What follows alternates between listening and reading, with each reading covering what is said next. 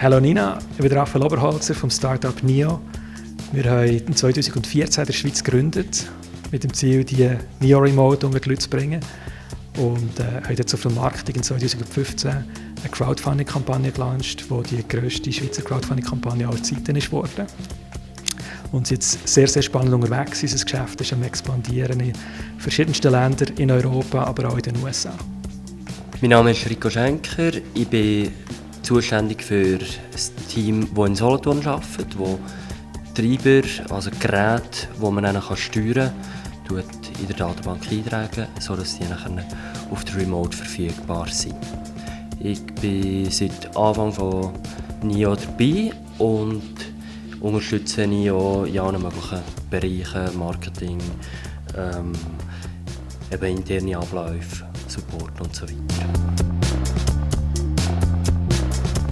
Was wir entwickelt haben, ist ein Produkt, das NIO Remote heisst. Das ist im Prinzip eine Fernbedienung für alle Technologie im Haus. Von Heizungssteuerung über Licht, über Audio, Video, alles drum und dran. Für mich gibt es eigentlich keinen besten Tipp, den ich während der Gründung bekommen habe. Es gibt sicher ganz viel, man nachlesen kann, wie man es technisch alles richtig macht. Und das ist sicher auch gut, auch die Hilfe, die man bekommt.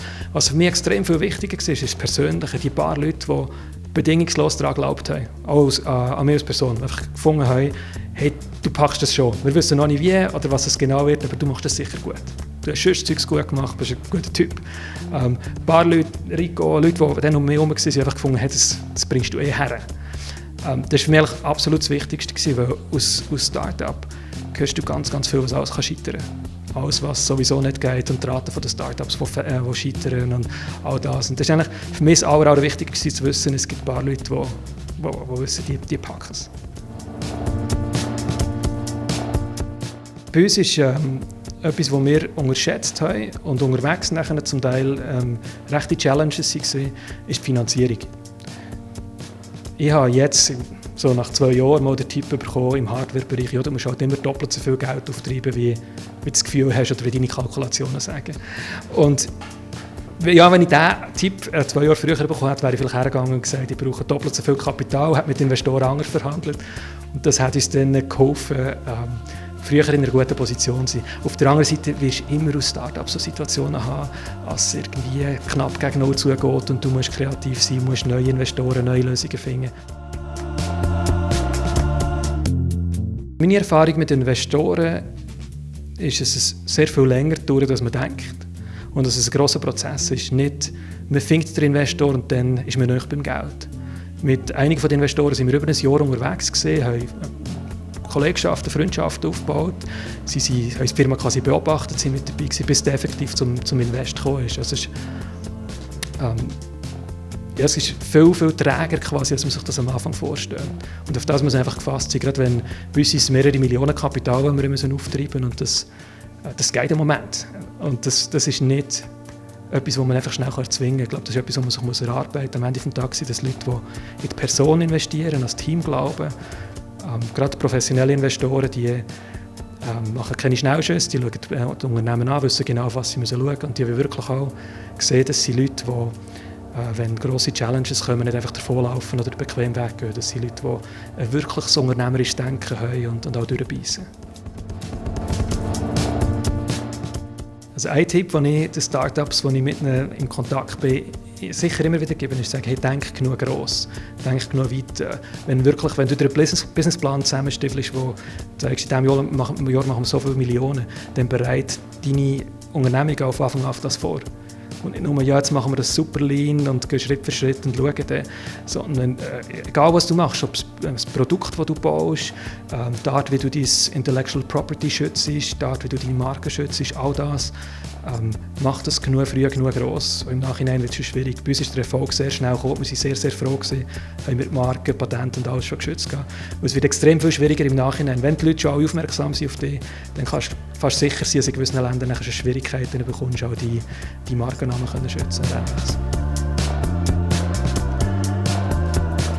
Während der Anmeldung von der Marke, aber auch nachdem die Marke schon angemeldet war, immer wieder Challenges gehabt. Also, es waren zum Beispiel Schreiben von Leuten, die gefunden haben, wir verletzen ihre Marke. Und das hat nachher Einsatz von Anwälten gebraucht, die geholfen haben, immer eine friedliche Lösung zu finden untereinander, dass man einander leben. Und viel muss jetzt auch gebraucht, dass wir aufgezeigt haben, was die Schwäche von ihrer Marke ist und wie wir sie im Gegenzug könnten angreifen und so. Und das ist eigentlich, also in allen Fällen, das waren bei uns 7 Fälle gewesen, wo unsere Marke angegriffen wurde. In allen Fällen haben wir nachher sehr einfach friedliche Deals gefunden, die wir unterschreiben können. Wir lassen sie leben, sie lassen uns leben. Wir sind ja in über 20 Ländern aktiv. Und das herzubekommen, das von allen Regulierungen herzubekommen, aber von Sales Tax, über Import-Export-Schichten, das ist außerordentlich komplex. Und das ist ein Bereich, wo wir gesagt haben, das ist für uns nicht relevant, dass wir das Wissen intern sehr früh aufbauen. Da können wir mit Partnern zusammenarbeiten. Wir müssen die sein, die kreativ sind, die das Produkt vorantreiben, die das Gespür haben für das Marketing, die das super aufbauen.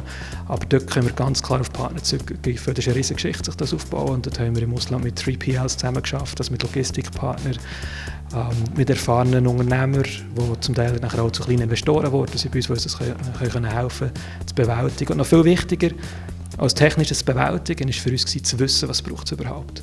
Nicht komische Fehler zu machen oder teures Lehrgeld zahlen, weil man Sport herausfindet, hey, das braucht überhaupt noch so eine Zertifizierung. Darum ist dort das Zurückgreifen auf erfahrene Personen ist für uns sehr, sehr wertvoll gewesen.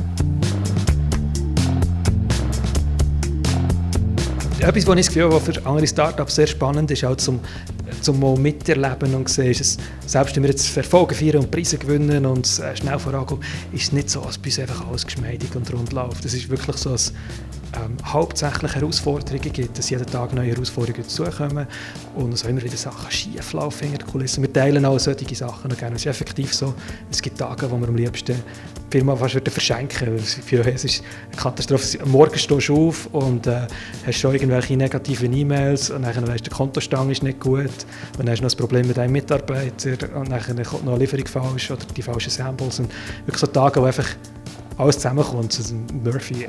Aber das ist auch sehr, sehr schnell durch und ich glaube, von dem sollte man sich wirklich einfach nicht beeindrucken. Das gibt es überall und das haben wir nonstop. Und ich glaube, ein Unterschied zwischen den Unternehmern, die es wirklich packen, ist einfach, dass sie das durchstehen und packen und einfach glauben und zu wissen, hey, das kommt schon gut. Ich weiß überhaupt nicht wie, aber irgendwie, es kommt gut. Merci vielmals für das Interview, Helena. Das war cool hier. Merci vielmals.